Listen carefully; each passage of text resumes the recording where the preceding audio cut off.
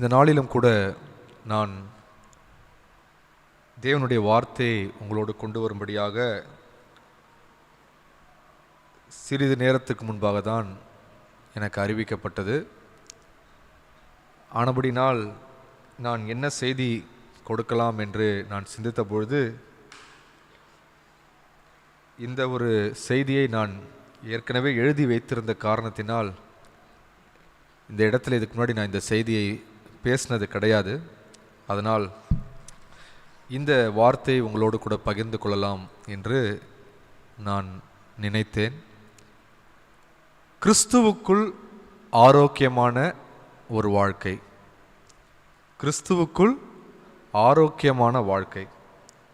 இன்னைக்கு நம்முடைய வாழ்க்கையை குறித்து நம்ம சிந்திச்சு பார்த்தோன்னா ரொம்ப சீக்கிரத்தில் நமக்கு ஆரோக்கியம் போயிடுது. நம்முடைய ஆரோக்கியம் கெட்டு போவதற்கு பல காரணங்கள் இருக்கலாம்.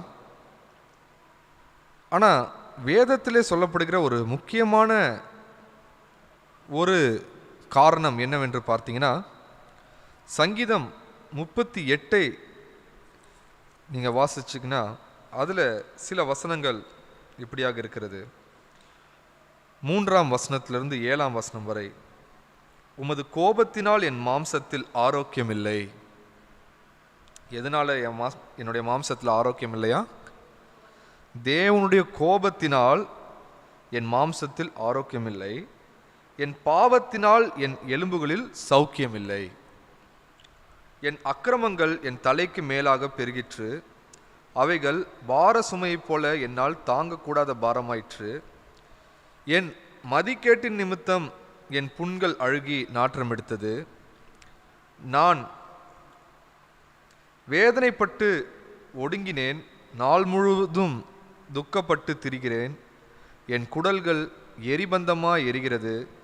என் மாம்சத்தில் ஆரோக்கியமில்லை. ஓகே, இது யார் இதை எழுதியிருக்கான்னு பார்த்தீங்கன்னா, தலைப்பில் சொல்லப்பட்டிருக்கு, நினைவு கூறுதலுக்காக தாவீது பாடின லியாஸ்கர் என்னும் சங்கீதம். ஸோ தாவீது இதை எழுதியிருக்கிறாரு. இதை எந்த காலத்தில் எழுதினாருன்றது குறித்து நான் நிச்சயமாக தியானிக்க வேண்டும். ஆனால் தாவீது சொல்கிற ஒரு காரியம் என்ன, தேவனுடைய கோபத்தின் நிமித்தமாக என் மாம்சத்திலே ஆரோக்கியம் இல்லாமல் போய்விட்டது என்பதை அவர் உணர்கிறார். அதற்கு காரணம் அவருடைய பாவம் என்பதை அவர் அந்த இடத்திலே அறிக்கை செய்கிறார். 18ஆம் வசனத்திலே சொல்லப்படுகிறது, என் அக்கிரமத்தை நான் அறிக்கையிட்டு என் பாவத்தின் நிமித்தம் விசாரப்படுகிறேன். அப்ப நம்முடைய வாழ்க்கையில் நம்முடைய பாவங்களினால் நம்முடைய சரீரத்திலே நமக்கு பலவீனங்களை நாம் அடையலாம். அப்ப நாம் எவ்வளவுக்கு எவ்வளவு தேவனுக்கு பயந்து நாம் பாவம் செய்யாமல் இருக்கிறோம் என்பதை குறித்து நாம் கவனமாக இருக்க வேண்டும்.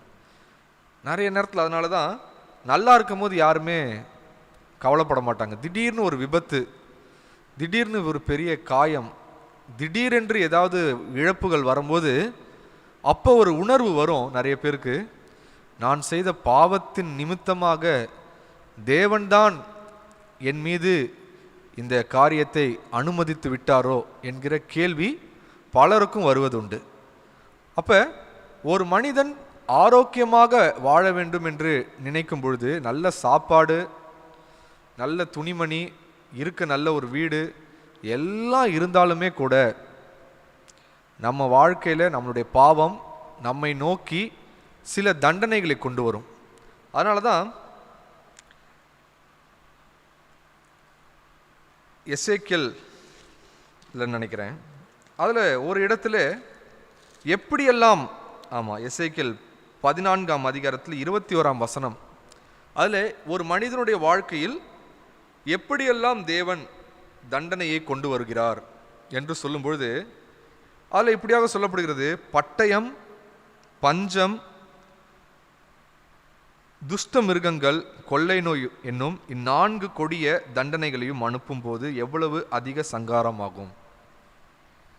அப்ப ஒரு மனிதனை தேவன் தண்டிக்க வேண்டும் என்று அவர் நினைத்து விட்டால் அந்த மனிதனுக்கு பட்டயத்தின் மூலமாக தண்டனை வரும், பஞ்சத்தின் மூலமாக தண்டனை வரும், துஷ்ட மிருகங்கள் மூலமாக தண்டனை வரும், இல்லை என்றால் கொள்ளை நோயினால் அவனுக்கு தண்டனை வரும்.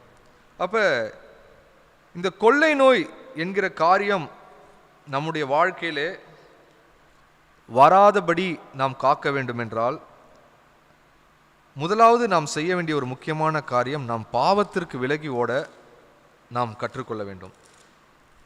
அதே எசேக்கியேல் 33ஆம் அதிகாரத்திலே இந்த 4 விதமான தண்டனையும் எப்படி ஒரு மனிதனை அணுகும் என்று சொல்லும்பொழுது என்ன மாதிரியான சூழ்நிலையில் இந்த தண்டனைகள் வரணும் போது இந்த 33ஆம் அதிகாரம் 27ஆம் வசனத்திலே பார்த்தீங்கன்னா 3 தண்டனையை குறித்து தான் அவர் குறிப்பிட்டிருப்பார். பாருங்க, அதில் சொல்லப்படுகிறது, பாழான இடங்களில் இருக்கிறவர்கள் பட்டயத்தால் விழுவார்கள். அதாவது தவறு செய்கிற ஒரு மனிதன் அவன் ஒரு கொடுமையான மக்கள் மத்தியிலே அவன் வாழ்ந்து கொண்டிருக்கும் போது வெளிப்படையா எல்லார் கண்களுக்கும் தெரிகிறது போல அவன் வெளியில் இருக்கும்போது அவனுக்கு பட்டயத்தின் மூலமா அவனுக்கு தேவன் அவனை கொலை செய்வார். அடுத்து வெளிகளில் இருக்கிறவனை மிருகங்களுக்கு இரையாக ஒப்பு கொடுப்பார். அப்போ மனுஷனே இல்லாத இடமா பார்த்து இருக்கலான்னு சொல்லி ஒரு மனிதன் நினைத்தால் அவனுக்கு தண்டனையை தேவன் கொடுக்க நிர்ணயித்து விட்டால் காட்டுக்குள்ளே போனால் அங்கே இருக்கிற மிருகங்கள் மூலமாக அவனுக்கு என்ன வருமா? இறப்பு வரும்.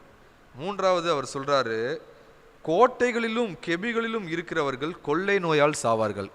மனுஷனும் கிடையாது, மிருகமும் கிடையாது ஒரு இடமா பார்த்து நான் போய் என்ன பண்ணுறேன், நல்ல ஒரு பெரிய மாளிகை கட்டி அதுக்குள்ளே கோட்டையே கட்டி தனியாக உட்காந்துக்கிறேன், யாரும் உள்ளே வர முடியாதுன்னு நினச்சா அந்த இடத்துல தேவன் எதை அனுப்புவாரா?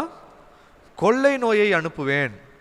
அப்போ நம்ம என்ன புரிந்து கொள்ளணும், ஒரு மனிதன் தேவனால் தண்டிக்கப்பட வேண்டும் என்று தேவன் தீர்மானித்து விட்டால் அவன் இந்த உலகத்தில் எங்கேயுமே போய் மறைய முடியாது. அப்போ ஒரு ஆரோக்கியமான வாழ்க்கைக்கு நான் முதலாவது புரிந்து கொள்ள வேண்டிய காரியம், என் வாழ்க்கையிலே நான் பாவம் செய்யாமல் இருக்க வேண்டியது அவசியம். ஹல்லேலூயா. அடுத்து நீதிமொழிகள் 3ஆம் அதிகாரம் 7-8 வசனம், அதில் இப்படியாக சொல்லப்படுகிறது, நீ உன்னை ஞானி என்று எண்ணாதே, கர்த்தருக்கு பயந்து தீமையை விட்டு விலகு, அது உன் நாபிக்கு ஆரோக்கியமும் உன் எலும்புகளுக்கு ஊனுமாகும். அப்ப ஒரு மனுஷன் என்ன நினைச்சிடக்கூடாது, தன்னை ஞானி என்று நினைத்து விடக்கூடாது. ஹல்லேலூயா. அப்ப நிறைய நேரத்தில் ஏன் கடவுளுக்கு பயப்பட மாட்டாங்க அப்படின்னா, அவன் என்ன நினைக்கிறான், கடவுள்கிட்ட இருந்தே தப்பிக்கிற அளவுக்கு எனக்கு ஞானம் இருக்கு. அந்த ஒரு பெருமை நிமித்தமாக அவன் என்ன செய்கிறான், தீமையை தொடர்ந்து செய்து கொண்டே இருக்கிறான். அப்போ அவர் அதனால தான் சொல்றாரு, நீ உன்னை ஞானி என்று எண்ணாதே, கர்த்தருக்கு பயந்து தீமையை விட்டு விலகு, அது உன் நாபிக்கு ஆரோக்கியமும் உன் எலும்புகளுக்கு ஊனுமாகும். அதனால தான் பெரிய அறிவாளின்னு நினச்சி பணம் புகழ் எல்லாம் வச்சிருக்கிற மனிதன் வியாதி வந்த பிறகு அந்த மனிதன் ஒடுங்கி விடுகிறான். எவ்வளவோ பேர் தற்கொலை செஞ்சுக்கிறாங்க, பெரிய பெரிய பணக்காரர்கள்.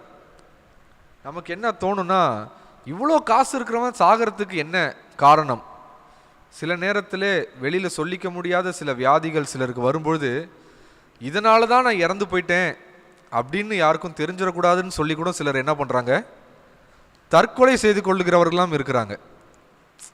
அப்போ தேவன் ஒரு மனிதனை தொட வேண்டும் என்று நினைத்து விட்டால் அதை அந்த மனிதனால் தடுக்க முடியாது. அப்போ ஒரு மனிதன் தேவ கோபத்திலிருந்து தப்பிக்க வேண்டும் என்றால் ஒரே வழி, அந்த மனிதன் தன்னுடைய பாவத்தை அறிக்கை செய்து பாவத்தை விட்டு விலகி இருப்பது மாத்திரம்தான் தேவ கோபத்திற்கு தப்பித்து கொள்ள ஒரே ஒரு வழியாக இருக்கிறது.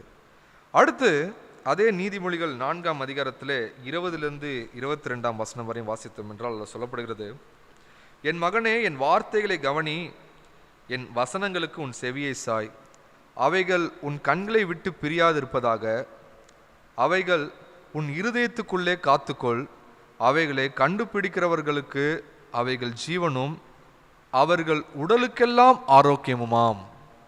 அல்லேலூயா. இன்னைக்கு இந்த பைபிளை கையில் வச்சிருக்கிற ஒரு மனிதன் எப்படிப்பட்ட மனிதனாக இருப்பானா? ஆரோக்கியமான மனிதனாக இருப்பானா? அல்லேலூயா. அப்போ நம்மளுக்கு தோணலாம், நானும் தான் இத்தனை வருஷமாக இந்த பைபிளை கையில் வச்சுக்கிட்டு இருக்கேன், ஆனால் டிசைனாக எனக்கு என்ன வருது, ஏதாவது வருதுன்னு சொல்லி நம்மளுக்கு தோணலாம். பைபிளை கையில் வச்சிருக்கிறதுனாலையோ பைபிளை வீட்டில் வச்சிருக்கிறதுனாலையோ என்ன ஆகிட போகிறது கிடையாது, நம்மளுக்கு நல்லது நடந்துட போகிறதில்ல. அவர் சொல்கிறாரு, என் வார்த்தைகளை கவனி, என் வசனங்களுக்கு செவியை சாய், அவைகள் உன் கண்களை விட்டு பிரியாதிருப்பதாக, அவைகளை உன் இருதயத்துக்குள்ளே காத்துக்கொள். அப்போ ஒரு மனிதன் தேவனுடைய வார்த்தை நேசிக்க வேண்டும். எவ்வளோக்கு எவ்வளோ நீங்கள் தேவனுடைய வார்த்தையில் நீங்கள் ஈடுபாடோடு அதை பற்றி அறிந்துக்க வேண்டும்னு சொல்லி ரொம்ப ஒரு வாஞ்சையோடு இருக்கிறீங்களோ, உண்மையிலே தேவன் அந்த வார்த்தையினாலே உங்களை என்ன பண்ணுவார், இன்னும் அதிகமாய் உங்களை பலப்படுத்துவார். எனக்கு இன்னும் ஞாபகம் இருக்குது, நான் பைபிள் காலேஜை விட்டு முடிக்க போகிற அந்த டைமில் எங்கள் காலேஜோட வைஸ் பிரசிடெண்ட், இன்னும் வைஸ் பிரின்சிபல்னு சொல்லலாம், ரொம்ப படித்த ஒரு மனுஷன். அப்போ அவர் கடைசியாக அவரோட கிளாஸ் அவள் தான் அதோட முடிய போகுது காலேஜு. அப்போ அவர் எங்ககிட்ட பேச வரார், சில விஷயங்களை நான் உங்களோட சொல்லணும்னு நினைக்கிறேன் அப்படின்ட்டு எங்கள் கிளாஸில். அப்போ அவர் சொன்னார், நீங்களாம் இந்த 3 வருஷம் இங்கே படித்ததுக்கப்புறம் என்ன புரிஞ்சுக்கிட்டீங்க அப்படின்னு சொல்லி கேட்டார். ஆளாளுக்கு ஒன்று சொன்னாங்க. அப்போ அவர் சொன்னார், இந்த 3 வருஷம் படித்ததுக்கப்புறம் ஒரு விஷயம் உங்களுக்கு புரிஞ்சிருக்கணும், உங்களுக்கு இப்போதைக்கு எதுவுமே தெரியாது, அதாவது நமக்கு இவ்வளோ தெரியலையேன்றத தெரிஞ்சுக்க வந்திருக்கிறீங்க. இப்போ இந்த 3 வருஷம் இங்கே படிச்சிட்டிங்க, படித்ததுனால எல்லாமே தெரிஞ்சிருச்சுன்னு நீங்கள் வெளியில் போய் யாருக்கிட்டையும் சொல்ல முடியாது. இங்கே படித்ததுனால ஒரு விஷயம் உங்களுக்கு தெரிய வந்திருக்கு, உங்களுக்கு தெரியாதது இந்த பைபிளில் எவ்வளவோ இருக்குது. சாகிற வரை நீங்கள் என்ன பண்ணிக்கிட்டே இருக்கலாம், படித்து இதை தெரிஞ்சுக்கிட்டே இருக்கலாம் அப்படின்னு சொல்லி அவர் சொல்லிவிட்டு அவர் ஒரு காரியத்தை சொன்னார். நீங்கள் இங்கேருந்து போனதுக்கு பிறகு கண்டிப்பாக நீங்கள் இந்த பைபிளை படிச்சுக்கிட்டே இருக்கணும். அதை தாண்டி நீங்கள் என்ன பண்ணணும், பைபிள் இல்லாமல் ஏதாவது ஒரு இந்த வேதத்தை குறித்த புத்தகங்களை நீங்கள் என்ன பண்ணணும், படிக்கணும். அது மூலமாக இந்த வேதத்தின் அறிவு உங்களுக்கு வளரணும். அப்போ அவர் சொன்னார், ஒருவேளை நான் மறுபடியும் உங்களை பார்க்குற ஒரு வாய்ப்பு எனக்கு கிடச்சிச்சுன்னா நான் நிச்சயமாக இப்போ என்ன புத்தகம் படிச்சுக்கிட்டு இருப்பீங்க அப்படின்னு நான் கேட்பேன் அப்படின்னாரு. அப்போ அதில் இன்னொன்றும் சொன்னார், உடனே பாஸ்டர் நான் ப்ரேயரை பற்றி ஒரு புக்கு படிக்கிறேன், விசுவாசத்தை பற்றி ஒரு புக்கு படிக்கிறேன்லாம் என்கிட்ட சொல்லக்கூடாது. ஏன்னா இது அதை பற்றி காலம் ஃபுல்லாக ப்ரேயரும் விசுவாசமும் இருக்க தான் வேணும். ஆனால் பைபிளை குறித்து புரிந்து கொள்வதற்கான புத்தகங்கள்னு நீங்கள் என்ன படிக்கிறீங்க? அப்போ கொஞ்சம் காசு ஆனாலும் பரவாயில்ல, நல்ல விலை உயர்ந்த நல்ல வேத அறிஞர்களுடைய புத்தகங்களை தேடி கண்டுபிடிச்சி அதை படிங்க. அதன் மூலமாக இன்னும் நான் புதுசாக நிறைய விஷயம் பைபிளில் இருக்கிற விஷயங்களை நான் கற்றுக்கிட்டேன் அப்படின்னு நீங்கள் சொல்கிறவங்களா இருக்கணும். அதனால் இப்போ வரையுமே நான் சில புத்தகங்கள் நான் படிக்கிறது உண்டு. தேடி பிடிச்சி, ஐயோ இந்த விஷயத்தை பற்றி இவ்வளோ நாள் நம்மளுக்கு ஒழுங்காக தெரியாது, இதை குறித்த புக்கு என்ன இருக்குது அப்படின்னு சொல்லி இப்போல்லாம் இன்டர்நெட் வந்துருச்சு. அதனால் புக் ஷாப்புக்கு தான் போகணுன்னு அவசியமே இல்லை. ஏன்னா நம்ம ஊரில் புத்தக கடைகளில் பெருசாக அவ்வளோ ஒன்றும் இல்லை திருச்சியிலலாம். அப்போ ஆன்லைனில் புதுசாக என்ன நம்மளுக்கு தெரியாத விஷயத்தை பற்றி நல்லா எழுதியிருக்கிற ஒரு வேத அறிஞர் யார், அவருடைய புத்தகங்கள் என்ன அப்படின்றதெல்லாம் படிக்கிறது உண்டு. ஆனால் என்னென்னா தமிழில் நிறைய புத்தகங்கள் அவ்வளோவா எழுதப்படலை, ஆங்கில புத்தகங்கள் தான் இருக்குது. ரொம்ப சிலர் தான் அந்த ஆங்கில புத்தகங்களில் தமிழில் மொழிபெயர்க்கிறாங்க. நான் கடைசியாக ஸ்டான்லி என்று சொல்லப்படுகிற வெள்ளூர் பகுதியில் எஃப்எம்பிபி அதை தொடங்கின அந்த ஊழியருடைய ஒரு செய்தியை கேட்கும்பொழுது அவர் சொன்னார், நான் சாகிறதுக்கு இன்னும் எவ்வளோ நாள் இருக்குன்னு தெரியல, ஆனால் நான் பெரிய புக்கு ஒன்று எழுதிக்கிட்டு இருக்கேன், அது திருச்சபைக்கு ரொம்ப உதவியாக இருக்கும் அப்படின்னு சொல்லிட்டு நான் ஒரு பெரிய புத்தகம் ஒன்று எழுதிக்கிட்டு இருக்கேன் அப்படின்னு சொன்னார். அப்போ அவர் சொன்னார், நிறைய புத்தகங்கள் மொழிபெயர்க்க நம்ம ஊரில் ஆள் இல்லை அப்படின்னாரு. அப்போ அதெல்லாம் நான் யோசித்து பார்க்கும்போது, நம்ம ஏதாவது இந்த கிறிஸ்தவ உலகத்திற்கு நம்ம என்ன செய்ய போகிறோம், தமிழகத்துக்கு நம்ம என்ன செய்ய போகிறோம் போது ஒழுங்காக இங்கிலீஷ் தெரிஞ்சால் நம்மளும் இந்த மொழிபெயர்ப்பு காரியங்கள்லாம் ஏதாவது ஈடுபடணும். ஏன்னா நம்ம தமிழகத்தில் அந்த மாதிரியான புஸ்தகங்களை தமிழில் முந்திலாம் நிறையா பண்ணிகிட்டு இருந்தாங்க. இப்போல்லாம் எப்படி ஆயிடுச்சுன்னா யாரும் புக்கே படிக்க மாட்றாங்க. ஆமாம், புக்கு படிக்கிற பழக்கமே போயிடுச்சு நிறைய பேருக்கு. ஆமாம், இப்போ உங்களை பார்த்து கேட்டால் எந்த புக்கோ கடைசியாக நீங்கள் எப்போ புக்கு வாங்கினீங்க அப்படின்னு கேட்டால் நீங்கள் எப்போ சொல்லுவீங்க? இந்த மாதிரி நம்ம கிறிஸ்தவத்தை குறித்து, கடவுளை குறித்த புத்தகம் நான் கடைசியாக வாசித்தேன் அப்படின்னா எப்போ நீங்கள் வாசித்த புத்தகம்னு ஏதாவது இருக்கா கடைசியானா? ஆமாம், அது அந்த புஸ்தகம்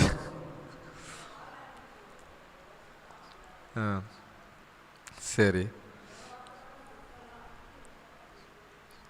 ஏன்னா நம்ம இன்னும் ஈடுபாடோடு வேதத்தை குறித்த காரியங்களை அறிந்து கொள்ள வேண்டும் சொல்லி நம்ம என்ன பண்ணணும்? படிக்க ஆரம்பிக்கணும். எனக்கு ரொம்ப ஆச்சரியமாக இருந்த விஷயங்கள் என்னென்னா, நான் பைபிளை படிக்க ஆரம்பித்த பொழுது, அதாவது இப்போ சமீப காலத்தில் படிக்கும்போது எனக்கு ரொம்ப ஆச்சரியமாக இருக்குது. இவ்வளோ நாள் படிக்கிறேன், ஆனால் இப்படி கவனித்து படிக்கலையே, இந்த வசனத்துக்குள்ளே இந்த விஷயம் இருக்குன்னு இவ்வளோ நாள் எப்படி என் கண்ணில் படாமலே இருந்துச்சு அப்படின்னு சொல்லி நான் நிறையா ஒவ்வொரு மத்தேயு படித்தாலும் சரி, மார்க்கு படித்தாலும் சரி, இல்லை தீர்க்கதரிசிகள் புஸ்தகங்கள் படித்தாலும் சரி, எதை படித்தாலுமே எனக்கு இப்போலாம் ரொம்ப ஆச்சரியமாக இருக்குது. ஏன்னா இவ்வளோ நாள் இது என் கண்ணில் படவே இல்லையா, இல்லை இவ்வளோ நாள் இதெல்லாம் புரியவே இல்லையா அப்படின்னு சொல்லி நான் ரொம்ப ஆச்சரியப்பட்டு வேதத்தை சமீப காலங்களிலே படித்து கொண்டு இருக்கிறேன். அப்போ நான் உற்சாகப்படுத்துகிற ஒரு காரியம் உங்களை என்னன்னா, நீங்கள் படிக்கும் போதே ரொம்ப நிறுத்தி நிதானமாக வேதத்தை குறித்து நான் இன்னைக்கு என்ன புதுசாக கற்றுக்கிட்டேன் அப்படின்னு நீங்கள் சிந்திக்கக்கூடியவர்களாய் நீங்கள் மாறணும். நான் சமீபத்தில் நான் படித்த பொழுது ஒரு காரியம் என்னை ரொம்பவே யோசிக்க வச்சது என்னன்னா, இயேசு கிறிஸ்து சிலுவையில் தொங்கும் பொழுது யோவான் சுவிசேஷத்தில் மட்டும்தான் இயேசு கிறிஸ்துடைய தாயாகிய மரியாள் இருக்கிற காரியத்தை குறிப்பிட்டிருக்கிறாங்க. அதை எப்படி குறிப்பிட்டிருப்பாங்கன்னா, இயேசுவின் தாய் மரியாள்னு பேர் சொல்லியிருக்க மாட்டாங்க. ஆனால் மற்ற 3 மத்தேயு, மார்க், லூக்கா இந்த 3 புஸ்தகத்துலையும் பார்த்தீங்கன்னா இயேசுவின் தாயின்னும் குறிப்பிட்டிருக்க மாட்டாங்க. மரியாளுன்னு சொல்லி குறிப்பிட்டு அதை யாருடைய தாயின்னு சொல்லியிருப்பாங்கன்னா, யாக்கோபு யோசேவின் தாய். இப்போ படிக்கிற எல்லாருக்கும் கேள்வி என்னன்னா, அப்போ இயேசுவின் தாய் இருந்தாங்களா இல்லையா, இல்லை இந்த யாக்கோபு யோசே தான் இயேசுவின் தாயா அப்படின்ற ஒரு கேள்வி அந்த இடத்துல உண்டாச்சு. அப்போ நான் வாசிக்கும் பொழுது ரொம்ப ஆச்சரியமாக இருந்துச்சு, இதை ஏன் அவர் அப்படி எழுதியிருக்கிறாரு அப்படின்ற ஒரு கேள்வி எனக்கு ரொம்பவே ஆச்சரியமாக இருந்துச்சு. அதே போல் நம்ம இன்னும் ஆங்கிலம் படிக்க கற்றுக்கணும். நான் அதான் சொல்லுவேன், நீங்கள் எப்போ தமிழ் வேதாகமம் படித்தாலும் நீங்கள் என்ன பண்ணணும், ஆங்கில வேதாகமும் படித்து பார்க்குறதுக்கு நீங்கள் ஆரம்பிக்கணும். ஏன்னா தமிழ் வேதாகமத்தில் சில வார்த்தைகள் சொல்லப்படுவதற்கும் அது ஆங்கில வேதாகமத்தில் சொல்லப்படுவதற்கும் அவ்வளோ வித்தியாசம் இருக்குது. இப்போ நான் ஒரு வார்த்தை உங்களை பார்த்து கேட்குறேன், இயேசு கிறிஸ்து பூமியில் இருந்தபோது யாராவது இயேசு கிறிஸ்துவை ஆராதிச்சிருப்பாங்களா?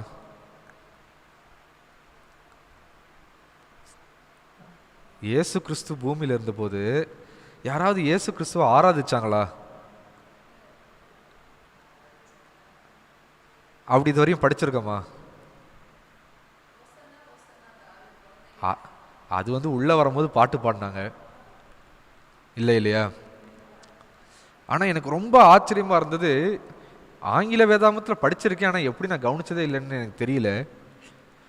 ஆங்கில வேதாகமத்தில் நம்ம தமிழ் வேதாகமத்தில் இவர்கள் பணிந்து கொண்டார்கள் அப்படின்னு இருக்கும்.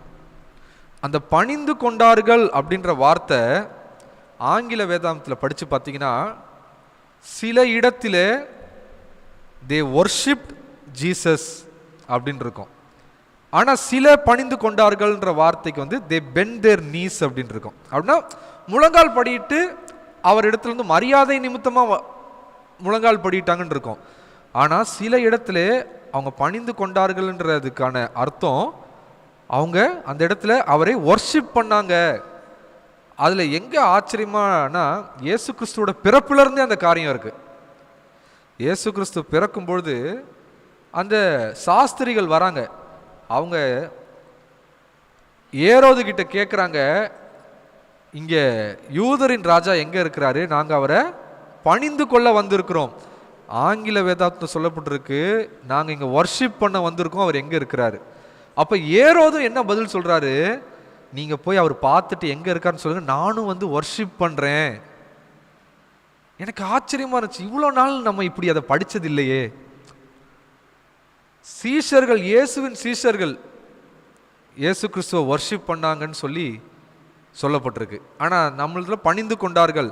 இவ்வளோ நாள் வந்து எனக்கு அது அப்படி யோசிக்கவே எனக்கு தெரியல. இயேசு கிறிஸ்து உயிர் தெழுந்ததுக்கு பிறகு அவர் பரலோகத்துக்கு ஏறி போகும்போது அந்த இடத்துல அவங்க தேவனை வொர்ஷிப் பண்ணாங்கன்னு தான் ஆங்கில வேதாந்தத்தில் சொல்லப்பட்டிருக்கு.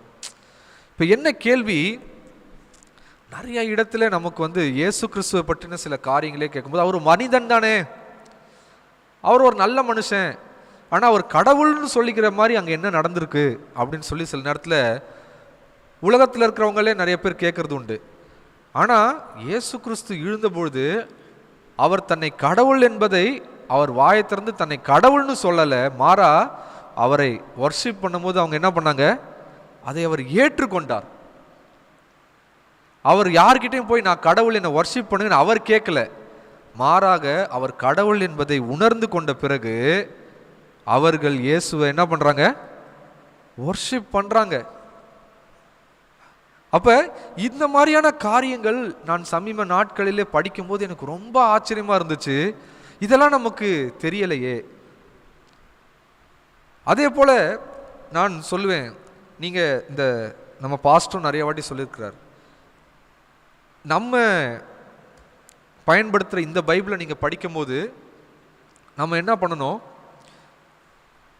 ரோமன் கத்தோலிக்கர்களுடைய திருச்சபை அவங்களுடைய வேதத்தையும் நீங்கள் கண்டிப்பாக பக்கத்தில் வச்சு படித்து பார்க்கலாம். ஏன்னா எனக்கு ரொம்ப ஆச்சரியமாக இருந்துச்சு, நம்ம வேதாமத்தில் பொறுப்புன்ற ஒரு வார்த்தை இல்லை. என்ன வார்த்தை இல்லை? எனக்கு ரொம்ப ஆச்சரியமாக இருந்துச்சு. கடமைன்ற வார்த்தை இருக்கு, ரெஸ்பான்சிபிலிட்டி பொறுப்புன்ற ஒரு வார்த்தை இங்கே இல்லை. என்னடா இது, பொறுப்புன்ற ஒரு வார்த்தை இல்லாமல் நம்ம வாய்க்கு வாய் என்ன சொல்கிறோம், பொறுப்புன்றோன்னா பைபிளில் பொறுப்புன்ற ஒரு வார்த்தை இல்லையா? ஆனால் ரோமன் கத்தோலிக்க திருச்சபை அந்த வேதாந்தத்தை படித்து பார்க்கும்போது எனக்கு ரொம்ப ஆச்சரியமாக இருந்துச்சு.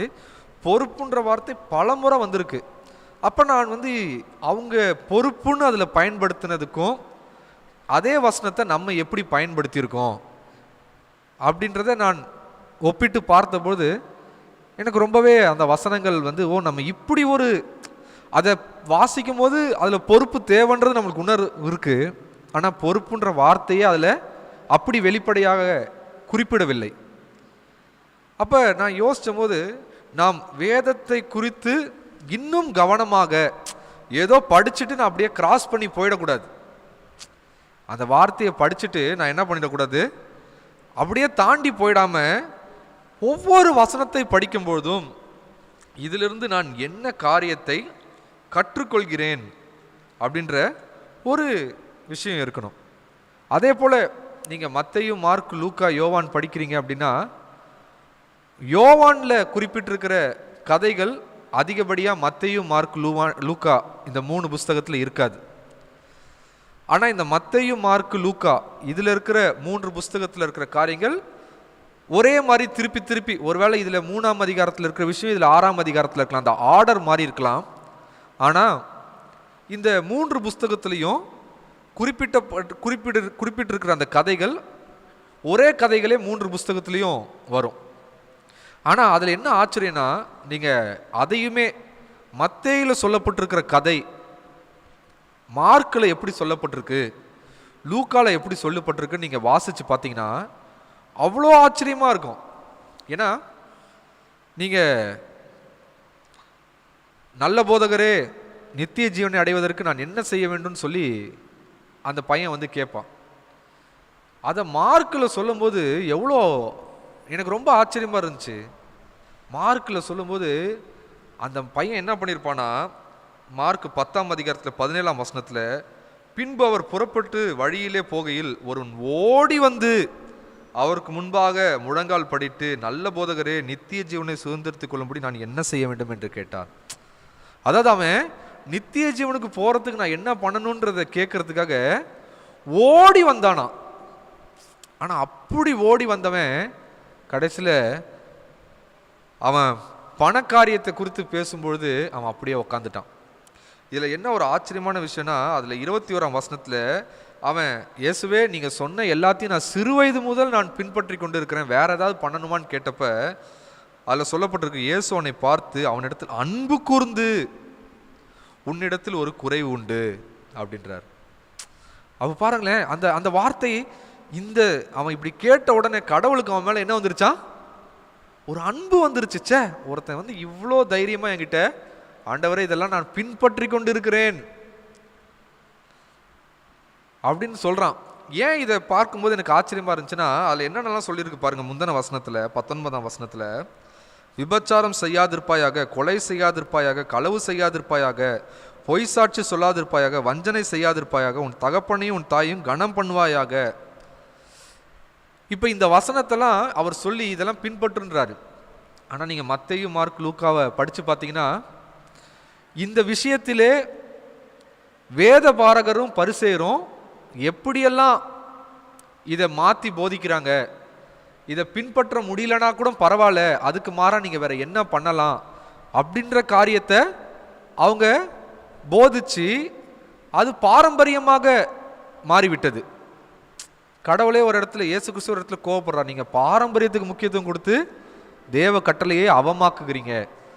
அப்படி இருக்கும்போது இந்த பையன் இங்கே வந்து சொல்கிறான், ஆண்டவரே இதெல்லாம் நான் சிறு வயது முதல் நான் என்ன பண்ணிட்டு இருக்கேன், பின்பற்றுன்னு சொல்லி தைரியமாக சொல்கிறான். இயேசு கிறிஸ்து அவனை பார்த்து, சே இந்த அளவுக்கு ஒருத்தன் உண்மையாக இருக்கிறானே அப்படின்னு சொல்லி அவன் மீது அன்பு கூர்ந்து அவன் சொல்ல, உங்ககிட்ட ஒரு குறை இருக்கு.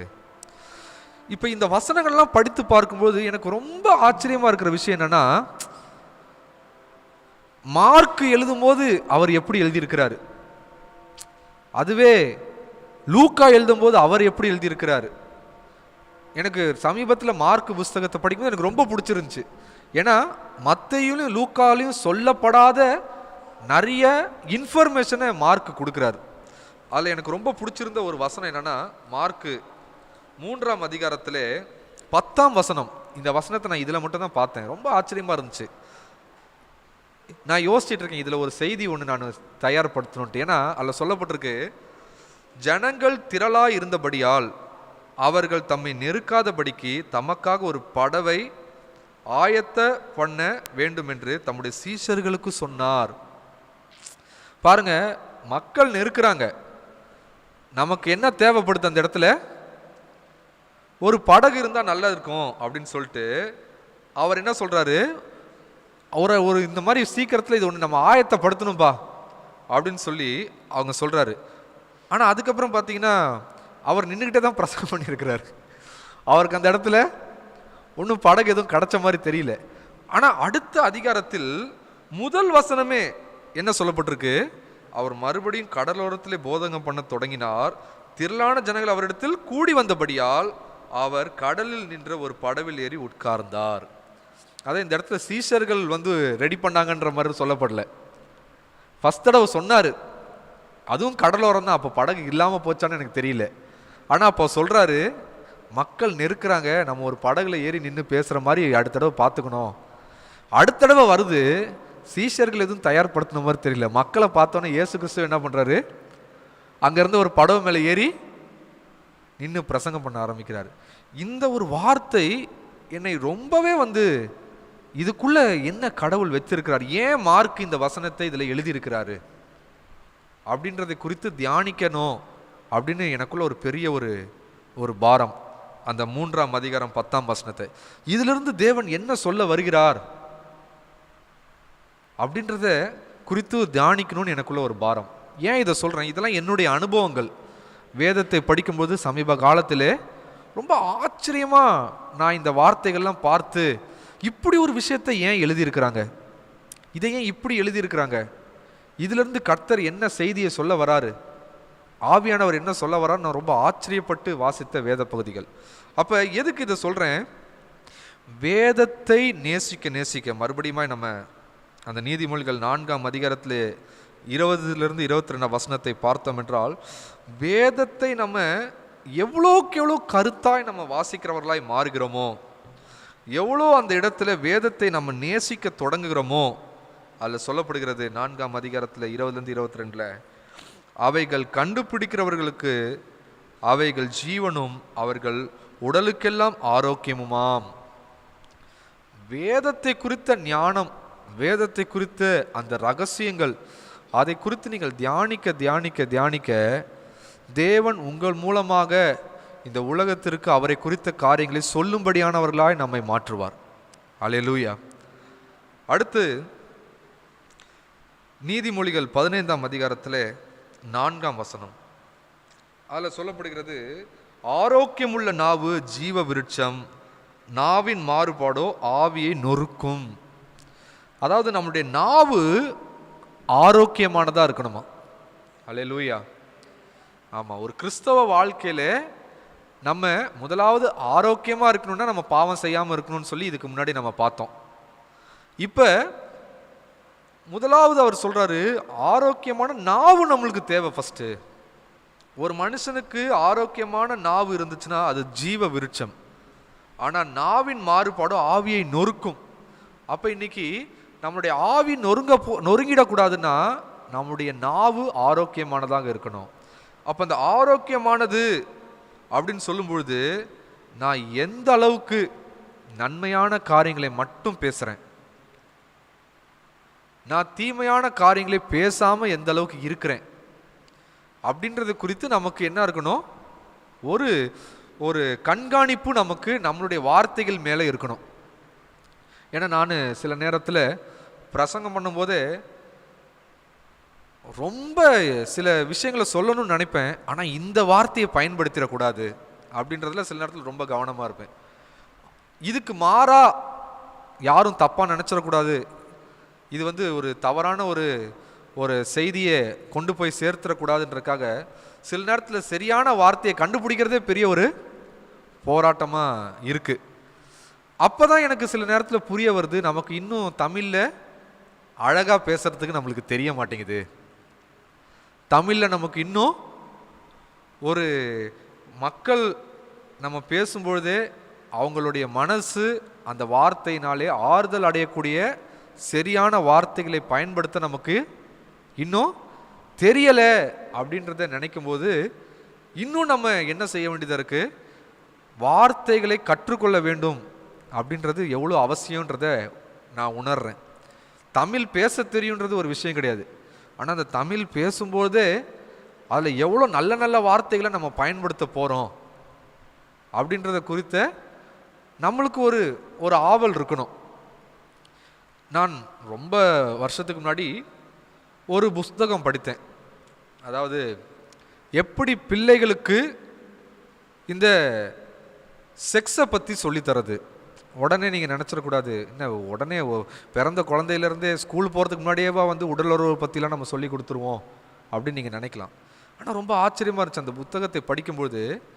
இன்று நீங்கள் யோசித்து பார்க்கணும், நம்மளுடைய உடல் உறுப்புகளுடைய பேர் நிறைய பேருக்கு தெரியறது கிடையாது. இது ரொம்ப நம்ம யோசிக்க வேண்டிய விஷயம். நம்மளுடைய உடல் உறுப்புகளுடைய பெயர்கள் நம்ம நிறைய பேருக்கு சரியான பேர் தெரியறது கிடையாது. அப்போ அந்த சரியான பேர் தெரியாத போது சில நேரத்தில் நம்ம ஏதோ ஒரு பேரை வச்சு சில நேரத்தில் நம்மளோட உடல் உறுப்புகளை நம்ம கூப்பிட்டுக்கிட்டு இருப்போம். இன்னும் சொல்லணும்னா பிள்ளைகளோட பழகும்போது பிள்ளைகளுக்கு நம்ம என்ன பண்ண மாட்டோம், நம்மளுடைய உடல் உறுப்புகளுடைய பேரை நம்ம ஒழுங்காக சொல்லித்தரதே கிடையாது. அப்போ அந்த புஸ்தகத்தில் சொல்லப்பட்டிருந்துச்சு, எப்போ உடல் உறுப்புகளுடைய சரியான பேரை நம்ம பிள்ளைகளுக்கு சொல்லித்தரலையோ வளர வளர அந்த பிள்ளைகள் என்ன யோசிக்குமா, இந்த பேரை இதுவரை நம்ம வீட்டில் உபயோகப்படுத்தினதே இல்லையே, அப்போ இது ஒருவேளை தப்பான பெயரோ அப்படின்ற ஒரு சிந்தனை பிள்ளைகளுக்குள்ள வர ஆரம்பிச்சிருமா.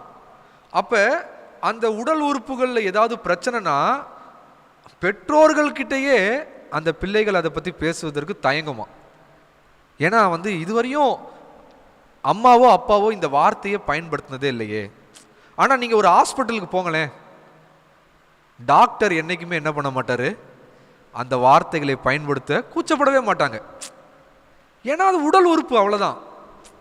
இப்போ நம்ம புரிந்து கொள்ள வேண்டிய காரியம் என்ன, நம் வளர்ந்த சமுதாயம், நம்ம இருக்கிற இடத்துல நம்மளுடைய வார்த்தைகள், சில வார்த்தையை சொன்னாலே அது தவறான கண்ணோட்டத்தோட தவறான வார்த்தைன்ற மாதிரியே ஆனதுனால நம்ம இன்னும் என்ன பண்ண மாட்டோம், நம்ம சரியான வார்த்தைகளை சகஜமாக பேசுறதுக்கு நம்மளுக்கே சில நேரத்தில் கூச்சமாக இருக்கு. ஆனால் ஒரு ஆஸ்பத்திரிக்கு போனால் நம்மளுடைய அந்தரங்க பாகங்கள் ஏதாவது அதில் பிரச்சனைனா டாக்டர் எப்பயுமே கூச்சப்பட்டதே கிடையாது. அவர் ரொம்ப தெளிவாக கேட்பார், இந்த இடத்துலையாமா இல்லை இதுலேயும் வேற ஏதாவதா அப்படின்னு. அவர் என்னைக்காவது கூச்சப்பட்டிருப்பாரா? வாய்ப்பே கிடையாது. ஏன்னா அவங்க அதை எப்படி பார்க்குறாங்க, அது உடலில் இருக்கிற ஒரு பாகம், அவ்வளோதான். அப்போ அந்த புஸ்தகத்தில் நான் படித்த பொழுது எனக்கு ரொம்ப ஆச்சரியமாக இருந்துச்சு. நம்ம இதை கற்றுக்கலையே. அந்த புஸ்தகத்தை படித்ததிலிருந்து நான் அதுக்கப்புறம் என்னுடைய உடல் உறுப்புகளுடைய பெயர்கள் என்ன, அதை டாக்டர்கள் பயன்படுத்துறதை கேட்குறதுக்கு எனக்கு, அதனால நிறைய நேரத்தில் இந்த தமிழ் மருத்துவர்கள் பேசுகிற சில வீடியோலாம் பார்ப்பேன். அவங்க எப்படி சரியான வார்த்தைகளை பயன்படுத்துகிறாங்க அப்படின்றத நான் கவனித்து அந்த பெயர்களெல்லாம் ஒருத்தரோட பேசும்போது நான் பேச பார்ப்பேன். எனக்கு ரொம்ப ஆச்சரியமாக இருந்ததுன்னா, நிறைய பேருக்கு ஆசனவாய் அப்படின்றதே நிறைய பேருக்கு அப்படிதான் அதை கூப்பிடணும்னு தமிழில் நிறைய பேருக்கு. ஆமாம், நிறைய பேர் வெறும் மொத்தமாக சும்மாவே டாய்லெட் போகிற இடம் இதெல்லாம் நான் என்னவா யோசிக்கிறேன்னா, இதை நம்மளுக்கு ஒழுங்காக கற்று தரலையே, இல்லை இது ஏன் இந்த வார்த்தையை கூட நம்மளுக்கு தெரியாத அளவுக்கு நம்ம இவ்வளோ வருஷம் வளர்ந்துட்டோமே அப்படின்றது எனக்கு ரொம்ப ஒரு மாதிரி. ஆனால் கிராமப்புறங்களில் போகும்போது எனக்கு ரொம்ப ஆச்சரியமாக இருந்துச்சு. ஏன்னா அங்கே இருக்கிற மக்கள், அவங்களுக்கு அந்த மாதிரி ஒரு கூச்ச சுவாபமே இல்லாமல் அவங்களாம் ரொம்ப சகஜமாக எல்லா உடல் உறுப்புகளுடைய பாகங்களுடைய பெயர்களை நல்லா வெளிப்படையாக பேசுகிறாங்க. ஆனால் இந்த படித்தவர்கள், இந்த பட்டணத்துக்கு பக்கத்தில் வந்தவங்க தான் அந்த வார்த்தைகளை சொல்வதற்கு நம்மளுக்கு என்ன இல்லை, அதில் என்ன நம்மளுக்கு கூச்சன்றது நம்மளுக்கு புரியலை.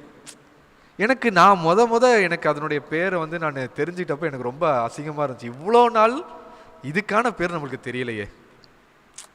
ஏன் இதை சொல்கிறேன், இதிலெல்லாம் நம்ம மாறணும். நான் இப்போ எங்கள் வீட்டில் நான் என்னுடைய பொண்ணுக்கு நாங்கள் 2 பேரும் பேசணும். நம்ம இந்த மாதிரி விஷயத்தில் கூச்சப்படக்கூடாது.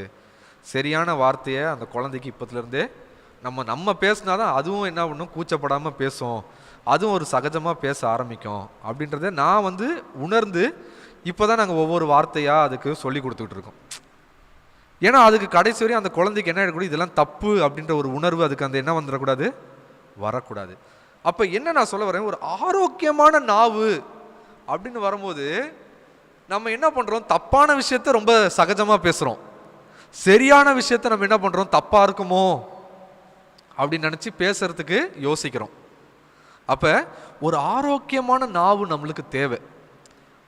அதுலேருந்து நல்ல நல்ல வார்த்தைகளை எப்படி பேசுவது அப்படின்றத கற்றுக்க வேண்டியது ஒரு அவசியமாக இருக்குது. அடுத்து பாருங்க, எரேமியா 8ஆம் அதிகாரத்திலே 15ஆம் வசனம். எரேமியா 8ஆம் அதிகாரத்திலே 15ஆம் வசனம். அதில் என்ன சொல்லப்படுகிறது, சமாதானத்துக்கு காத்திருந்தோம் பிரயோஜனம் இல்லை, ஆரோக்கிய காலத்துக்கு காத்திருந்தோம் இதோ ஆபத்து.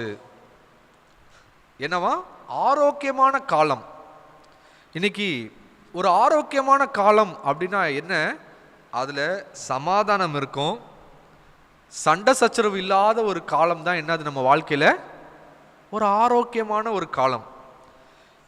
இன்னைக்கு நம்ம குடும்பத்தில் சமாதானம் இருக்கு, சண்டை சச்சரவு இல்லாமல் இருக்குன்னா அதுக்கு பேர் என்ன, ஆரோக்கியமான ஒரு காலம். அதை நம்ம ஊரில் சொல்லுவாங்க இல்லையா, சில ராஜாக்கள் ஆண்ட காலத்தை பொற்காலம் அப்படின்வாங்க. ஏன்னா அப்போ ஊரே ரொம்ப செழிப்பாக இருந்துச்சு, ஊரே ரொம்ப அமைதியாக இருந்துச்சு அப்படின்ற காலத்தை என்ன சொல்கிறாங்க, பொற்காலம் அப்படின்றாங்க. பைபிளில் சொல்லப்படுது அந்த மாதிரியான காலத்தை ஆரோக்கியமான காலம். ஆங்கிலத்தில் அது எப்படின்னா டைம் ஆஃப் ஹெல்த் அப்படின்னு சொல்லப்படுது. அப்போ ஒரு ஆரோக்கியமான காலம் இன்னைக்கு நம்ம வாழ்க்கையில, நம்ம சண்டை சச்சரவு இல்லாமல் நம்ம குடும்பம் இருக்குன்னா நமக்கு அதுக்காக கர்த்தருக்கு நன்றி சொல்லணும். ஏன்னா அது ஒரு ஆரோக்கியமான காலம். அப்போ ஆரோக்கியன்றது வெறும் சரீரத்தில் மட்டும் இல்லை, நம்முடைய வாழ்க்கையிலும் சண்டை சச்சரவு இல்லாத ஒரு காலத்தை வேதம் ஆரோக்கியமான காலம் என்று அது குறிப்பிடுகிறது. ஆமென். அப்போ நாம் ஜெபிக்கும்போது எப்படி ஜெபிக்கணும்? ஆண்டவரே, என் வாழ்க்கையிலே ஆரோக்கியமான காலத்தை தாங்க. இல்லை சமாதானமும் சண்டையும் இல்லாத ஒரு வாழ்க்கையை நம்மளுக்கு தேவன் கொடுத்துருக்கிறான்னா, இந்த ஆரோக்கியமான காலத்தை எனக்கு நீர் கொடுத்ததற்காக நன்றி, இது தொடரணும், இது நிலைக்கணும்னு சொல்லி நம்ம ஜெபம் பண்ணணும். ஆமென். அடுத்ததாக சொல்லப்படுகிறது எரேமியா 14ஆம் அதிகாரத்திலே 11ஆம் வசனம். ஆகையால் இதோ அவர்கள் தப்பித்து கொள்ள மாட்டாத தீங்கை அவர்கள் மேல் வரப்பண்ணுவேன், அப்பொழுது என்னை நோக்கி கூப்பிடுவார்கள், நான் அவர்களை கேளாதிருப்பேன் என்று கர்த்தர் சொல்லுகிறார். அப்ப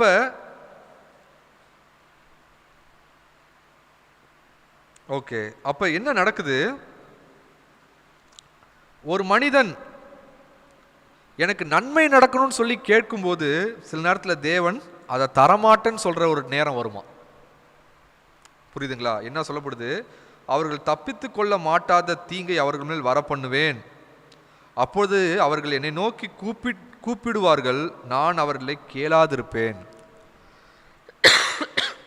அப்ப கடவுள் சில நேரத்தில் சிலரை அழிக்கணும்னு நினைச்சிட்டா இவன் எப்படியும் தப்பிக்கவே கூடாது அப்படின்ற அளவுக்கு சில நேரத்தில் கடவுள் என்ன பண்ணுவாராம்? அவனை அப்படிப்பட்டதான ஒரு சூழ்நிலைக்குள்ளாக நிறுத்துவாராம். அதை தான் நம்ம முன்னாடி வாசித்தோம். அந்த எசேக்கியேல்ல எப்படி 4 வகையான அந்த தண்டனை வரும்ன்றத சற்று நேரத்துக்கு முன்னாடி நம்ம வாசித்தோம். அப்போ தேவன் நம்மை அழிக்கணுன்ற அளவுக்கு நம்ம போய் விட்டுறக்கூடாது. ஹல்லேலூயா. அப்போ கடவுள் என்ன சொல்கிறாரு? நீ ஜெபம் பண்ணாத. அதாவது நான் என்ன மாற்றி வசனத்தை படிச்சிட்டனோ 14:11. ஆமாம், கிட்டத்தட்ட இதுவும் ஆமாம். 14:11 கர்த்தரை நோக்கி நீ இந்த ஜனத்திற்கு நன்மை உண்டாக விண்ணப்பம் பண்ண வேண்டாம். ஓகே, கிட்டத்தட்ட அந்த வசனம் 11:14 இப்போ வாசித்தோம். ஓகே, 11:11 வாசித்தோம். 11:11 வாசிக்கும் போது என்ன சொல்லப்பட்டிருக்குன்னா, நீ என்னை கூப்பிட்டாலும் நான் என்ன பண்ண மாட்டேன், கேட்க மாட்டேன் அப்படின்னு சொல்கிறாரு. 14:11 என்ன சொல்கிறாரு? நீ இவங்களுக்காக நன்மைக்காக ஜபமே பண்ணாத. என்ன பண்ணாத? அவங்க நன்மைக்காக நீ ஜபமே பண்ண வேணாம் அப்படின்றாரு. அப்போ அப்படிப்பட்டதான சூழ்நிலைக்கு நம்ம என்ன பண்ணிடக்கூடாது? நம்மளுடைய வாழ்க்கை போயிடக்கூடாது. அப்போ நீங்கள் 2 வசனத்தையுமே குறிச்சிக்கோங்க. எரேமியா 11:11 குறிச்சிக்கோங்க. எரேமியா 11:11 என்ன பண்ணுங்க, குறித்து கொள்ளுங்க. 14:11 குறிச்சு கொள்ளுங்க. அப்போ 11:11 என்ன சொல்லப்படுது? நீ கூப்பிட்டா நான் கேட்க மாட்டேன் அப்படின்றாரு. 14:11 சொல்லப்படுது, நீ உங்களுக்காக ஜபமே பண்ணாத அப்படின்றார். அப்போ அந்த அளவுக்கு நம்முடைய வாழ்க்கை தேவனால் வெறுக்கத்தக்க ஒரு சூழ்நிலைக்கு போயிடக்கூடாது. அடுத்து அதே 14ஆம் அதிகாரத்தில் 19ஆம் வசனத்தை வாசிச்சோன்னா அதில் சொல்லப்படுகிறது, யூதாவை முற்றிலும் வெறுத்தீரோ, சீயோன் உம்முடைய ஆத்மாவுக்கு ஆரோசிகமாயிற்றோ, நாங்கள் ஆரோக்கியம் அடையக்கூடாதபடி எங்களை ஏன் அடித்தீர்? சமாதானத்துக்கு காத்திருந்தோம், ஒரு நன்மையும் இல்லை, ஆரோக்கிய காலத்துக்கு காத்திருந்தோம், இதோ ஆபத்து. அப்போ அவர் கேட்குறாரு, நாங்கள் ஆரோக்கியம் அடையக்கூடாதபடி ஏன் எங்களை அடைத்தீர்னா, அப்போ அவன் இனி எந்த ஒரு சூழ்நிலும் மீண்டு வர முடியாத அளவுக்கு அவனுடைய வாழ்க்கையிலே தேவன் ஒரு சூழ்நிலையை உண்டு பண்ணிவிட்டார் என்று அந்த இடத்துல அவங்க கேட்குறாங்க. ஆனால் நம்ம புரிந்து கொள்ள வேண்டிய ஒரு காரியம் என்ன, அந்த சூழ்நிலை வருவதற்கு இவர்களுடைய பாவம்தான் காரணம் என்பதை அவர்கள் உணரலை. இவங்க எப்படி கேட்குறாங்க, எங்களை ஏன் இப்படி மோசமாக தண்டிக்கிறீங்க அப்படின்னு கடவுளை பார்த்து கேட்குறாங்க. தவிர இவங்க என்ன கேட்கல, என் பாவம்தான் என்னை இந்த அளவுக்கு கொண்டு போய் நிறுத்திருச்சுன்னு அவங்க வாயிலிருந்து என்ன பண்ணல, வார்த்தை வரல. அதனால தான் நம்ம முதல் வசனமே நம்ம வாசித்தோம். சங்கீதம் 38:3-7 வரை நம்முடைய பாவம் தான் நம்மளை என்ன பண்ணுது, நம்முடைய சரீரத்தில் நம்மளுக்கு ஆரோக்கியத்தை கெடுக்கிற மாதிரியான சூழ்நிலையை உண்டு பண்ணுது அப்படின்றத நம்ம வாசித்தோம். அடுத்து எரேமியா 30ஆம் அதிகாரத்தில் 12 18 வசனம் வரையும் வாசிச்சோன்னா அதில் இப்படியாக சொல்லப்படுகிறது. கர்த்தர் சொல்லுகிறது என்னவென்றால், உன் புண் ஆறாததாயும் உன் காயம் கொடிதாயும் இருக்கிறது. உன் காயங்களை கட்டும்படி உனக்காக ஏற்படுவார் இல்லை. உன்னை சொஸ்தப்படுத்தும் ஔஷதங்களும் இல்லை. உன் நேசர் யாவரும் உன்னை மறந்தார்கள். அவர்கள் உன்னை தேடார்கள். திரளான உன் அக்கிரமத்து நிமித்தம் உன் பாவங்கள் பலத்து போனது நிமித்தமும் சத்துரு வெட்டும் வண்ணமாகவும் கொடியவன் தண்டிக்கிற வண்ணமாகவும் நான் உன்னை தண்டித்தேன். உன் நொறுக்குதலினாலும் உன் வேதனையின் மிகுதியினாலும் நீ கூக்குரல் இடுவானேன். திரளான உன் அக்கிரமத்து நிமித்தமும் பலத்து போன உன் பாவங்களின் நிமித்தமும் இப்படி உனக்கு செய்தேன். ஆதலால் உன்னை பட்சிக்கிறவர்கள் யாவரும் பட்சிக்கப்படுவார்கள். உன் சத்துருக்கள் எல்லோரும் சிறைப்பட்டு போவார்கள். உன்னை சூறையாடுகிறவர்கள் சூறையாடப்படுவார்கள். உன்னை கொள்ளையிடுகிற அனைவரையும் கொள்ளைக்கு ஒப்பு கொடுப்பேன். அவர்கள் உன்னை விசாரிப்பாரற்ற சீயோன் என்று சொல்லி உனக்கு தள்ளுண்டவள் என்று பேரிட்டபடியால் நான் உனக்கு ஆரோக்கியம் வரப்பண்ணி உன் காயங்களை ஆற்றுவேன் என்று கர்த்தர் சொல்லுகிறார். இது எப்படிப்பட்ட ஒரு வார்த்தைனா, அவங்களாம் உன் கூட இருந்ததுனால நீ பாவம் பண்ணிட்டு சுத்திக்கிட்டு இருந்த. இப்போ உன் மேல வந்த தண்டனையை பார்த்துட்டு அவனாம் உன்னை விட்டுட்டு ஓடி போயிட்டான்.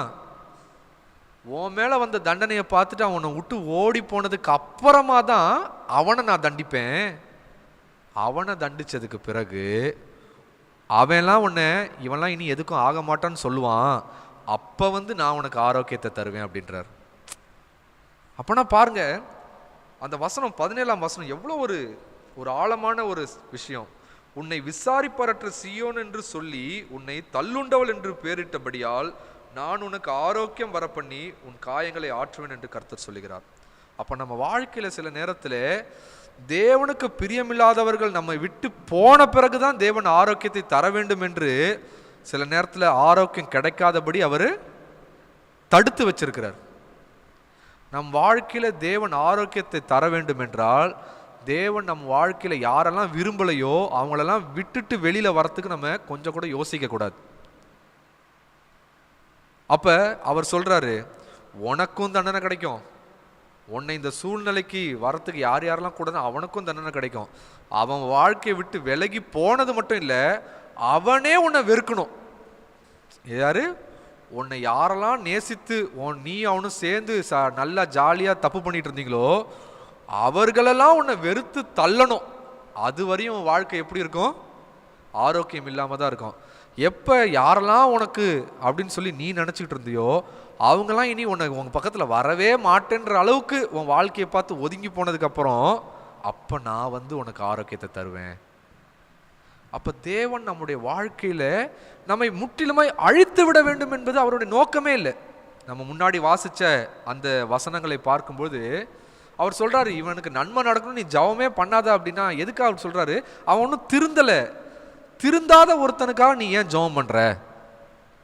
நீ மாறா என்கிட்ட ஜெபம் பண்ணுறதுக்கு பதிலாக நீ என்ன பண்ணு, போய் அவங்கிட்ட சொல்லு, திருந்த சொல்லு. நீங்கள் எரேமியா புஸ்தகத்தை வாசிச்சிங்கன்னா ரொம்ப அவ்வளோ அருமையாக இருக்கும். அவர் என்ன சொல்கிறாரு, என்கிட்ட ஏன் அவனுக்காக ஜெபம் பண்ணுற?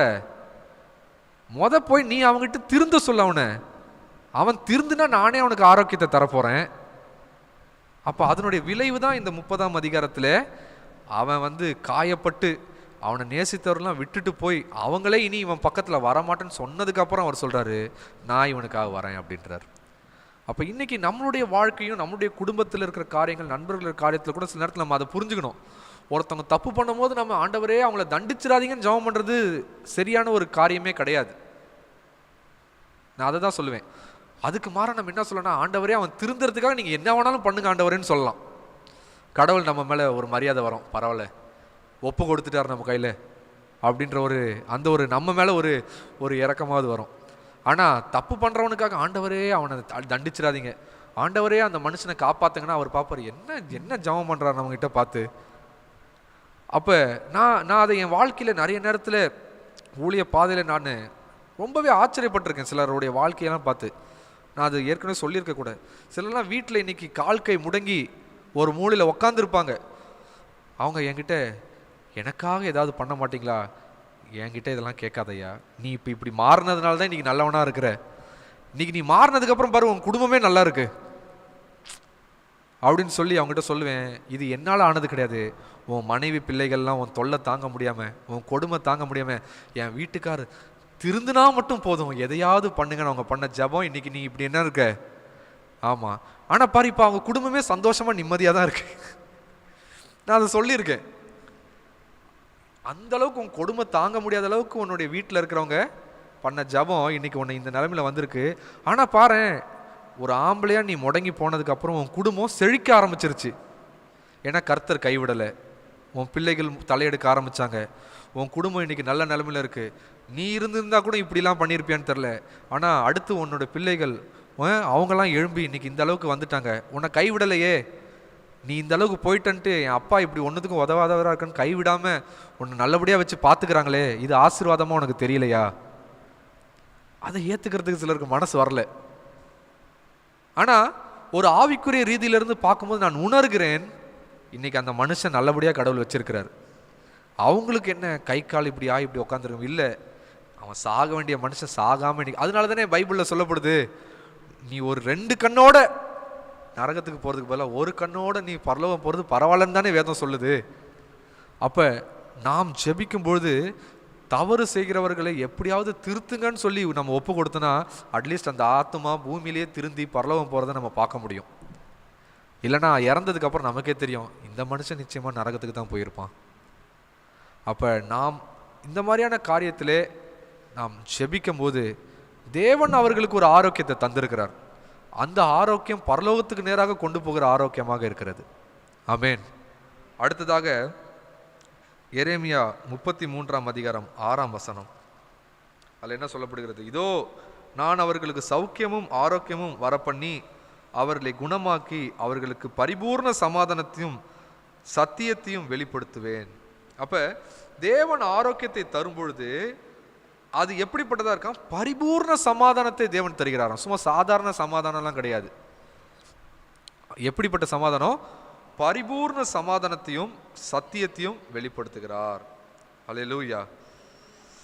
அடுத்து மல்கியா 4ஆம் அதிகாரம் 1-2 வசனங்களை வாசிச்சோன்னா அதில் இப்படியாக சொல்லப்படுகிறது. மல்கியா 4ஆம் அதிகாரம் 1-2. இதோ சூளையை போல எரிகிற நாள் வரும், அப்போது அகங்காரிகள் யாவரும் அக்கிரமம் செய்கிற யாவரும் துரும்பாய் இருப்பார்கள். வரப்போகிற அந்த நாள் அவர்களை சுட்டெரிக்கும், அது அவர்களுக்கு வேரையும் கொப்பையும் வைக்காமற் போகும் என்று சேனையின் கர்த்தர் சொல்லுகிறார். ஆனாலும் என் நாமத்துக்கு பயந்திருக்கிற உங்கள் மேல் நீதியின் சூரியன் உதிக்கும், அதன் செட்டைகளின் கீழ் ஆரோக்கியம் இருக்கும், நீங்கள் வெளியே புறப்பட்டு போய் கொழுந்த கன்றுகளைப் போல் வளருவீர்கள். பாருங்க, 2 காரியம். அதாவது தேவனின் நாள் எப்படி இருக்குமா, அந்த நாள் வரும்பொழுது தீயவர்கள் அழிவை காணுகிற ஒரு நாளாக இருக்குமா. வேர் முதலாய் பட்டு போகும் அப்படின்னு சொல்லி எப்படி நம்ம அத்திமர கதையில் பார்க்குறோமோ, அவர் பட்டு போகிறதுக்கு அவர் சபிச்ச போது அடுத்த நாள் வேரோடு அது என்ன ஆயிடுச்சு? பட்டு போயிடுச்சுன்னு பார்க்குறோம். இங்கே அப்படி தான் சொல்கிறாரு, அந்த நாள் வரும்பொழுது, தேவனுடைய நாள் வரும்பொழுது அக்கிரமக்காரர்கள் அடியோடு அழிந்து போயிருப்பாங்க. ஆனால் அந்த தேவனுடைய நாள் வரும்பொழுது தேவனுடைய பிள்ளைகளுக்கு எப்படி இருக்குமா? உங்கள் மேல் நீதியின் சூரியன் உதிக்கும். ஆனால் இங்கே பாருங்க, இவர்களுக்கு அக்கினி வரும், அந்த அக்கினி அவங்களை அழிக்கும். ஆனால் தேவனுடைய பிள்ளைகள் மீது சூரியன் வரும், ஆனால் அந்த சூரியன் அவங்கள அழிக்க போவதில்லை. அதன் செட்டைகளின் கீழ் ஆரோக்கியம் இருக்கும். எப்படி? சூரிய ஒளி பட்டாதான் செடி வளரும். அப்ப அவர் சொல்றாரு, உங்களுக்கு அந்த அக்கினி வேற மாதிரி இருக்கும், தீயவர்களுக்கு அந்த அக்கினி வேற மாதிரி இருக்கும். அவர்களுக்கு தீங்கை தருகிற அக்கினி உங்களுக்கு ஆசீர்வாதத்தை தருகிறதாய் மாறும். அப்ப அது தேவனாலே கூடும் என்று அவர் சொல்கிறார். அப்ப அவர் சொல்றாரு, அதன் செட்டைகளின் கீழ் ஆரோக்கியம் இருக்கும், நீங்கள் வெளியே புறப்பட்டு போய் கொழுந்த கன்றுகளை போல் வளருவீர்கள். அப்ப அந்த ஆரோக்கியம் நம்மை தேடி வரும்பொழுது நாம் அழிய மாட்டோம், நாம் வளர்ச்சியை காணுவோம். அடுத்ததாக அவர் சொல்கிறார், இது நம்ம எல்லாருக்குமே தெரிந்த வேத பகுதிகள் தான். அதாவது நான் முன்னாடியே சொன்னது போல மத்தேயு 13ஆம் அதிகாரத்தில் அதில் நம்ம வாசிக்கிறோம் 8ஆம் வசனம், மத்தேயு 13ஆம் அதிகாரத்தில் 13ஆம் அதிகாரத்தில் 13:8 அதில் என்ன சொல்லப்படுகிறது? சில விதையோ நல்ல நிலத்தில் விழுந்து சிலது 100ஆகவும் சிலது 60ஆகவும் சிலது 30ஆகவும் பலன் தந்தது.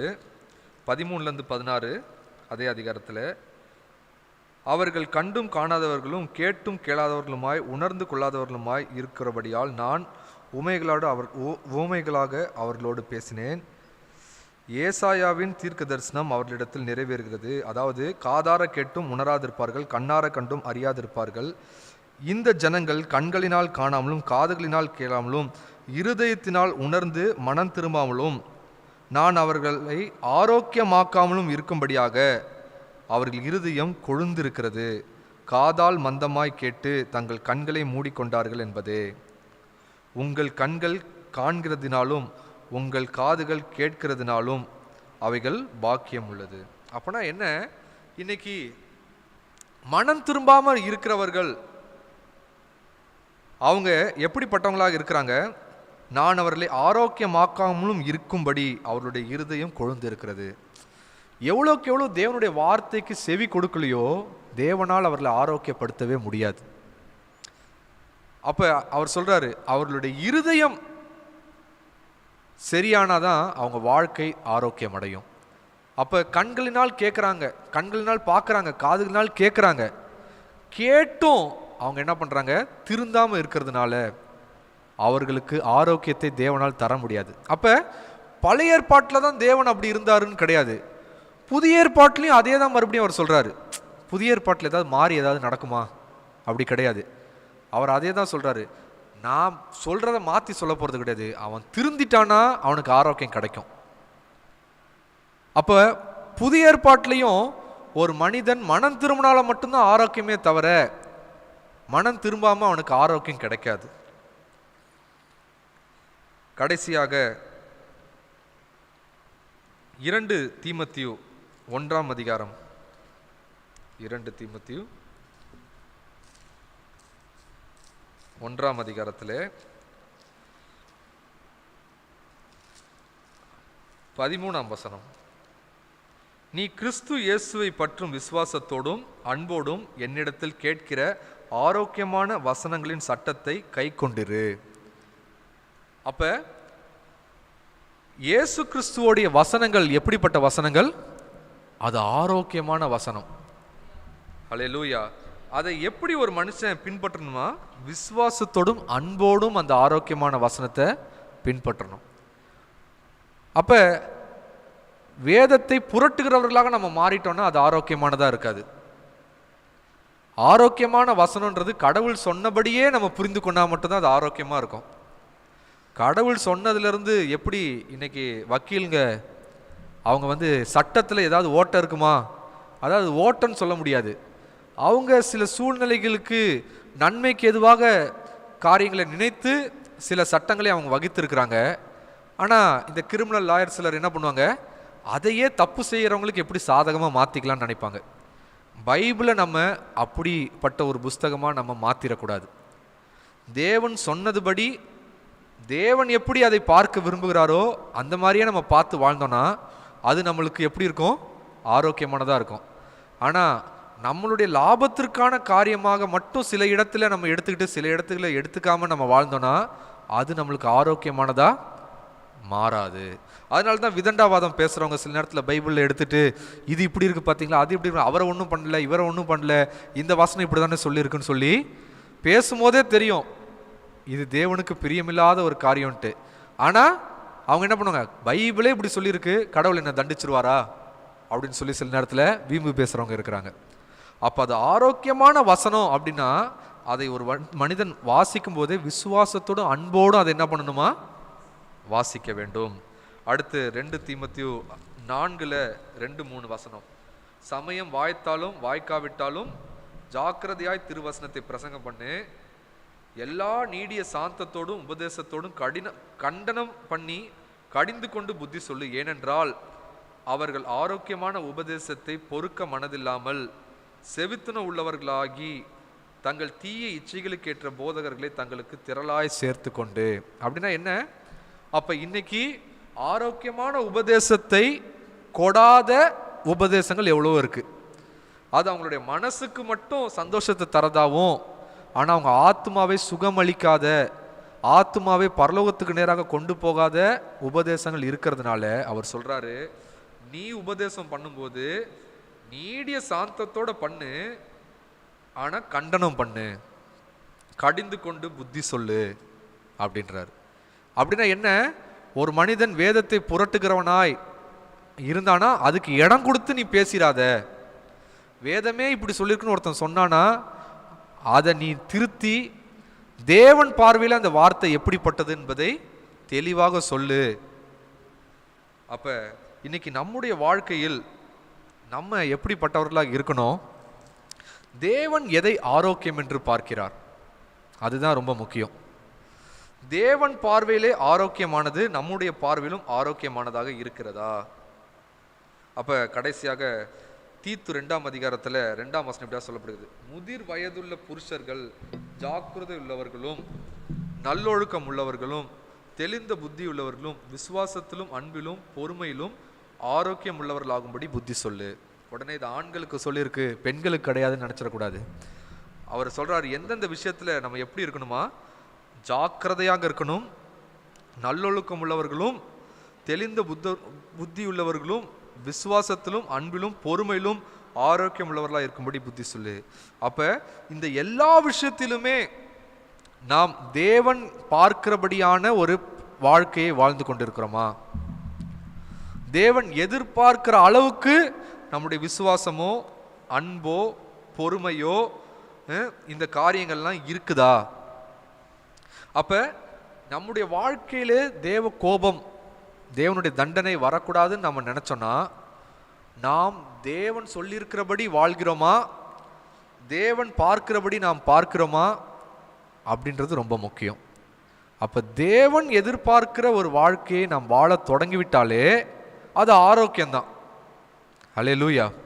அப்ப ஒரு ஆரோக்கியமான காலம், ஆரோக்கியமான ஒரு வாழ்க்கை நமக்கு கிடைக்கணும்னா நாம் மறுபடியும் இந்த உபதேசத்திலிருந்து தான் அதை பெற்றுக்கொள்ள முடியும். அல்லேலூயா. அப்ப இந்த ஆரோக்கியமான உபதேசத்தை நாம் நேசித்தோம்னா நம்முடைய வாழ்க்கை ஆரோக்கியமா இருக்கும். ஆரோக்கியமான உபதேசத்தை நாம் தள்ளிவிட்டால் நம்முடைய வாழ்க்கையிலே ஆரோக்கியத்தை இழந்து விடுவோம். அல்லேலூயா. அப்ப நமக்குள்ள ஒரு வாஞ்சை வேணும், இன்னும் ஒரு ஆரோக்கியமான உபதேசத்தை நம்ம தெரிஞ்சுக்கணும், ஆரோக்கியமான காரியங்களை என் வாழ்க்கைக்குள்ள நான் கொண்டு வரணும், ஆரோக்கியமான வார்த்தைகளை என் வாழ்க்கைக்குள்ள கொண்டு வரணும் அப்படின்னு சொல்லி நம்ம தான் என்ன பண்ணணும்? இன்னும் வாஞ்சையோடு இந்த வார்த்தையை பற்றி தெரிந்து கொள்ள நம்ம தான் ஈடுபாடோடு என்ன பண்ணணும்? தியானித்து நான் இன்னும் இந்த சத்தியத்தை பற்றி இன்னும் தெரிஞ்சுக்கணும். அப்போ நீங்கள் தான் என்ன பண்ணணும்? பைபிளை வாசிக்கும்பொழுது எந்தெந்த வார்த்தையெல்லாம் வசனத்தெல்லாம் வாசிக்கும்போது இதை பற்றி எனக்கு தெளிவில்லையே, இதை பற்றி எனக்கு ஆழமான காரியங்கள் எனக்கு ஒன்றும் தெரியலையே, இதை பற்றின புரிதல் இல்லையேன்னு எதெல்லாம் உங்களுக்கு தெரியுதோ அதெல்லாம் நிறுத்தி கோடு போட்டு நீங்கள் என்ன பண்ணணும்? நல்லா அதை குறித்து தியானித்து உள்ளே போய்கிட்டே இருந்தீங்கன்னா தேவன் உங்களை எடுத்து பயன்படுத்துவார். அல்லேலூயா. அப்போ நம்ம எப்படிப்பட்டவர்களாக மாறிடணும்? பைபிளை வாசிக்கும்பொழுது என்னமோ டெய்லி வாசிக்கணும்.